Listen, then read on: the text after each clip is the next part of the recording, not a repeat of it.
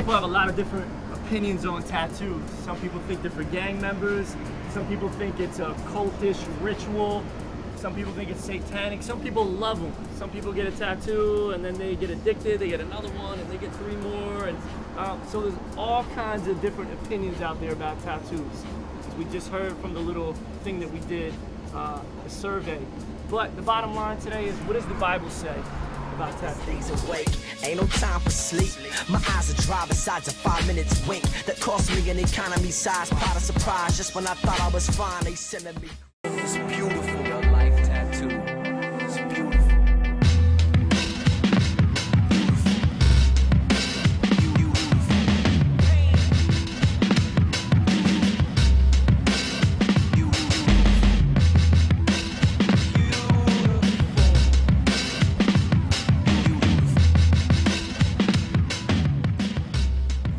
So what does the Bible say about tattoos? Well, there's really only one verse that talks about it. It's in Leviticus chapter 19, verse 28. It says this, says, "Do not cut your bodies for the dead. Do not mark your skin with tattoos.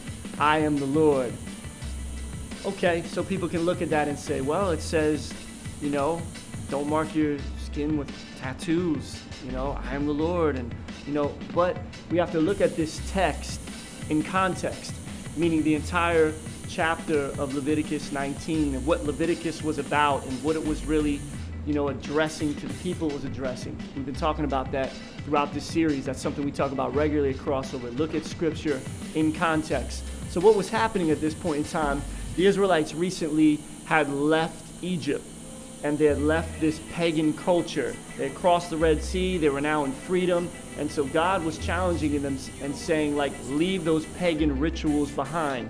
Because there was a pagan ritual that happened in Egypt where if someone died, their relative that was still living would cut their body and would actually like let the blood out. It was called the lifeblood, and that was supposed to be like kind of like a sacrifice almost for the dead person. Like if your grandmother died, you would cut yourself, and that was supposed to like help your grandmother or your dead relative in the afterlife.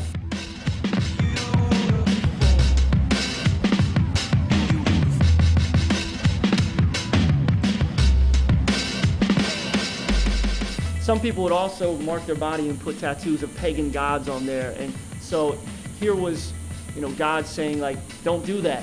Leave that behind. That's a pagan ritual. So for people to say, well, wait a minute, it's in the Bible, you know, we have to be very careful if we take that literal in this context, in this passage, because that's the Old Testament law that was fulfilled in the New Testament by Christ. And so if we're going to take this one verse literal that's in Leviticus 19, then we have to look at, well, what else does that chapter say? Well, the verse right before it, verse 27, it says that men shouldn't cut the sides of their hair or cut their beards.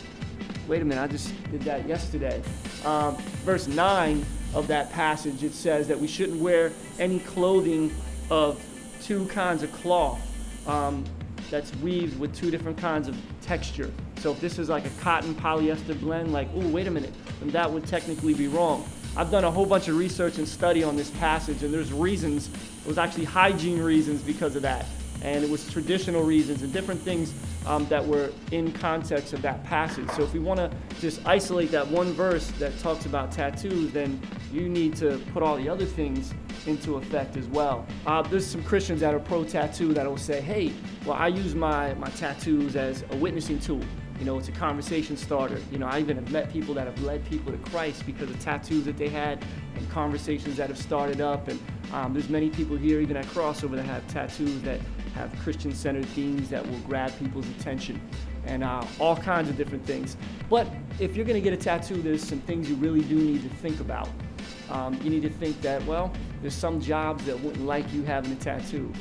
There's some people that might consider that something that's rebellious. You might want to consider, if you're getting a tattoo, where you're going to get it. You know, if you get like this big gangster tattoo on your neck, that's something that everybody's always going to see. Some people judge on the outside. Unfortunately, that's just how our culture is. That's how people are. It's how society is.